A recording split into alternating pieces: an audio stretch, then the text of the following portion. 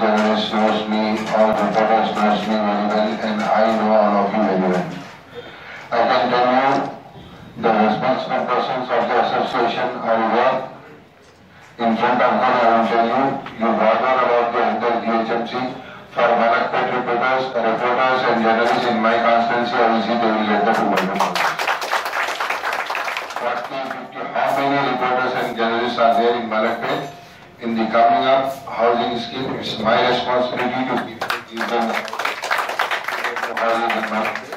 Rest of Hyderabad, you don't worry, and from our side, my party side, if any support is required, we are always there.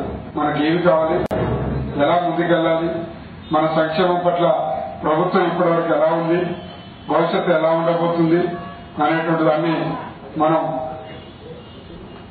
చేసుకోవాల్సినటువంటి అవసరం కూడా ఉంది. ఇక్కడే మన మహాసభ కన్నా ముందు సార్ బల్లాల సభ గారికి నేను విన్నవించుకుంటా ఉన్నాను.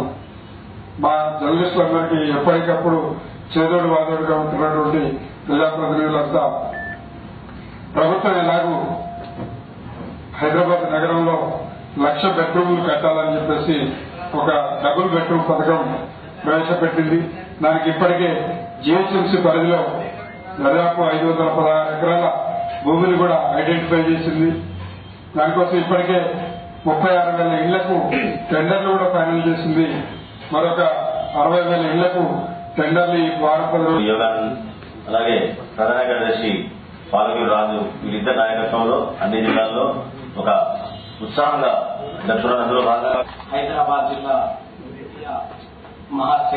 ద్వితీయ మహాసభ సందర్భంగా వాడు ఇక్కడ మలక్పేట నియోజకవర్గంలో జరుగుతున్నటువంటి పుష్పావిష్కరణ కార్యక్రమానికి ముఖ్య అతిథిగా హాజరైనటువంటి స్థానిక శాసనసభ్యులు బలాల గారు, ఈ సంవత్సరంలో పాల్గొంటున్నటువంటి హైదరాబాద్ జిల్లా శ్రీ అమిత్ భట్టు, తెంజు నాయకులు సంపత్, మైనార్టీ జర్నలిస్టు ఫ్రంట్ అధ్యక్షులు విష్ణుబాబు గారు, అట్లాగే టీవీడబ్ల్యూజే ఆర్గనైజింగ్ సెక్రటరీ బాస్రి, ఈ సమావేశానికి అదేవిధంగా హైదరాబాద్ ఆర్గనైజింగ్ సెక్రటరీ సోదరులు దశరథ గారు, ఈ సమావేశంలో పాల్గొంటున్నటువంటి అందరికీ పేరు పేరున నమస్కారం.